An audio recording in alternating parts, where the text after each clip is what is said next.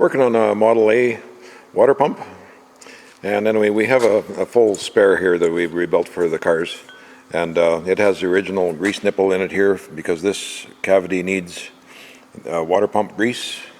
So we have one grease gun set up just for that, and the particular one we're using right now is this product here.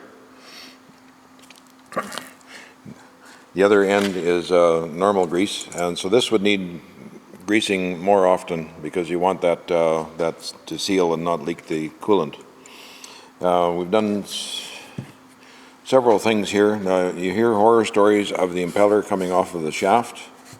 So in this case here, we've drilled an 1/8" hole and drove a short roll pin into there. We didn't drill right through, just enough to hold the shaft nut together that can never come apart. The water pump packing on the gland nut, we've cut 4 out of the little string that comes along here. There's different styles. This is what came with this particular kit. And so I've measured the first one so that it fits down with the ends touching inside there. And then was able to cut the rest to the same length and then overlap the joins so that'll prevent leakage. Here's an example of a fan that was ready for imminent failure. It's, let's see if you can see that crack. And so it's been through some nasty stuff. So we have a new fan for that. This was the original housing off the vehicle we're working on, and there is a crack. See if you can see it there. It's right on the greasing gallery.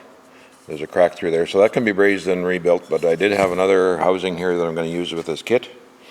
And a good idea to stop the end play, put a lock nut, a locking collar, 5/8, put it on the end here, and that way the shaft can't move back and forth. That'll take the horizontal play out of it.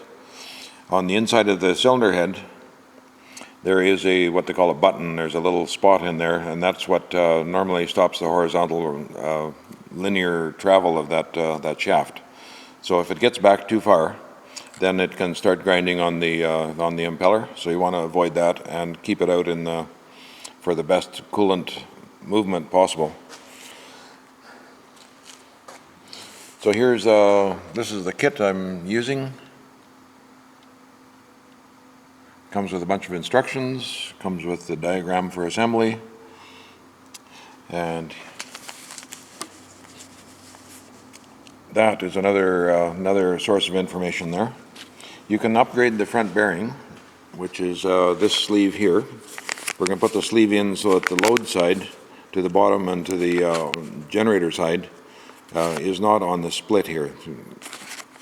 And we're going to use the bearing out of the kit. If you want a better bearing, you can get Torrington and then an inner race. That way the bearing is not rubbing on the shaft proper. So we've got a few more little pieces to put in here. I'm going to put some sealer on this edge when I install this brass part here, this bushing, and that will prevent it from any more chance of leakage coming past this brass collar here through the housing. Anyway, that's about it. Now you know pretty well everything that I know, and have a good day.